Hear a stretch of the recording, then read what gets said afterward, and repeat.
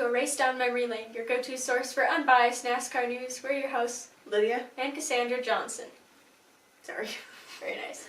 I always do that. So coordinated. Anyway, we have, we're coming off of Texas. Yes. Which was once again a dominating performance by Kevin Harvick. We will get to that. That's sad. But these are your top 5 for the first 2 stages of the race. Jones in third on stage 1. Wow, I didn't notice Yeah. that. I wasn't He paying ran top no 10 most of the day. It's pretty impressive. Interesting. I don't remember where he ended up finishing. Yeah. Here is the final finishing order. Boy. Wow. Yeah, Kevin I Harvick. totally didn't even notice this. Yeah, we didn't even see Jones. There's a lot of there were a lot of other things going on. Yeah. Yeah, so Harvick pretty much led the whole race. Yep. Minus a little bit. Yeah, had a of couple. green flags and Blaney was looking like he might be able to pull it off, but yeah, it didn't work. That last restart such. Yeah. did not It was happen. painful. Sad. Very Not disappointing. the best of races I've seen. Unless you're a Harvick fan. Right. Then it was very interesting and exciting. Okay. Anyway. But you've got, who are other chase contenders in the top 10? We got Logano, he's locked into Homestead already. Almirola, Elliott, Kurt Busch, And Truex Jr. and Truex Jr. And then outside the top 10, chase contenders are Kyle Busch and Clint Boyer, who's pretty much out. And then the Keselowski and Bain were picks and predictions, so we put them in there. But those are our notables outside the top 10.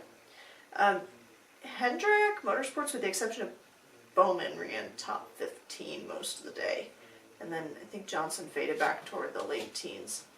Yeah, well, Johnson and Byron got into a little bit of a wreck. Yeah, early It wasn't on. bad. It was just a little bit of a crunched fender and a Bump. spin. So that put them both a little bit behind, but they were able to recover pretty well. Yep. Okay, here is chase standings. Here are chase standings. My grammar is bad, I'm tired. So Harvick and Logano are both locked into Homestead. We've got one more race at Phoenix before Homestead, so after Phoenix we'll know the 4 that are moving on, and then the bottom 4 will be cut. So you see, we got a pretty big gap between Truex and Kurt Busch. That's 25 points. Basically, these guys have to wreck or someone in below has to win. Yeah, and I mean, there can be a lot of a shift depending on where qualifying happens and all that. Right. But yeah, I'd be pretty surprised if Kyle Busch and Truex don't do well at Phoenix, unless they are involved in a wreck or something. Elliott does decently. I wouldn't be surprised if Harvick won Phoenix. Not in the least. But yeah, Elliott pretty much needs to win. Same with Almirola and Boyer. Kurt Busch maybe has a shot if one of the other guys wrecks, and Elliott kind of does too. But Almirola and Boyer need to win to move on. Pretty much. Yeah, Kyle Busch and Truex have to... Kyle Busch or Truex. Well, actually both have to wreck early for Elliott If to Elliott's point gonna in. get in. Unless Kurt Busch wrecks too. That's true. But that's not likely to happen, so... No, Phoenix doesn't really lend itself to a lot of wrecks, if I recall correctly. Although it's changed a little Alex bit Bowman since is the repave. racing. Or did they repave it yet? Is that in I the don't works know. still? I haven't paid attention well this year. I feel like they repaved it right after the last race. I could be wrong. I'll have to check on that. Anyway, so those are your chase standings going into Phoenix. We got 2 more races on the year and then we're done. It's kind of sad. Okay. Here are our pick and prediction score from this race. Yeah, Cassandra's edging out a lead on me. And the cumulative, you'll see that in a minute. I guess we can It's just like go a there. 6-point lead, though. Hey, Yeah. I did math in my head. I'm very smart. Because you were only ahead by 1 last time. But yeah, those are... isn't it a beautiful number from Vanessa? She's gonna break 600 and Probably. that's really bad. Ouch. I'm gonna break 400 though. It's not very good I'm either. 300 even in predictions. Very nice. Suits my perfectionist nature. Okay, anyway, so that's our cumulative score. We're going to try to make like a little trophy or something to present to the winner of the prediction score. It's kind of fun. Okay, so yeah, probably Cassandra. Unless I can do something amazing. It's 6 points. Seriously. I'm totally gonna blow it. Maybe not. Okay. Okay. So, we want to talk about Harvick. He's had... But we don't want to talk We about don't want it. to. We're going We to. have to. He won, so... but this is his 8th win this year. Which is pretty impressive. And also alarming. Suspicious. SHR in general has done much better this year than they did last year without a lot of adjustments to the aero package. The biggest thing that changed is NASCAR did away with the LIS inspection and changed to OSS, which is Optical scanning station. Rather than laser inspection Anyway. station. So my guess is they probably figured a way to cheat that or found something that it doesn't catch, whether you determine that cheating or not. But because we know Penske was doing that on Logano's car a couple seasons ago. Right, His last win was season, encumbered. his only win was encumbered. He did not make With it the into LIS the chase platform. at all. Yeah, they found out they... And it was obvious. It was a dramatic drop in both cars' Right. performance. They were doing And they great, slowly and then the rose cheating again. was discovered, and they went, "Oh, now they're not good anymore." Surprise, surprise. So, based on SHR's success, Sudden success. yeah, and Unprecedented success. you could maybe make the argument that that's Ford, but they had Ford last year too. So Yes. I know, it takes and a year to last adjust. year, Whatever they you only want to had say. a couple. Harvick had, I want to 3 say or 4 wins. 4 or 5 wins. I don't remember how many he had in the chase. He only Right. had a couple in preseason. Yeah. And Almirola won. No, Almirola didn't win. No, Boyer he won. didn't. Boyer was Boyer the won. other one who won. And Yeah. Kurt Busch maybe won. I think I he don't was remember. winless last year.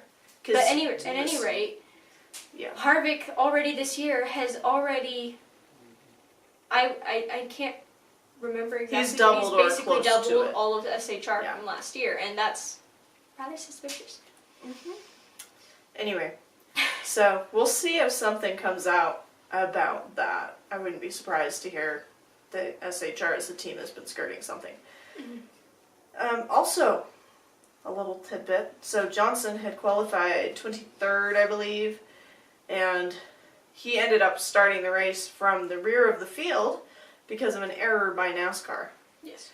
They thought he had gone through and failed the inspection 3 times. He'd only failed it twice after qualifying, so he did not need to start at the rear of the field, but they made him start back there anyway.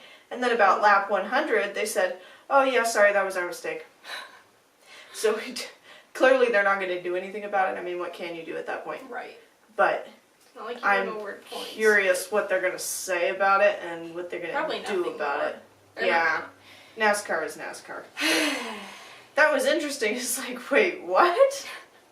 That would be very frustrating if I were driving or crew chiefing.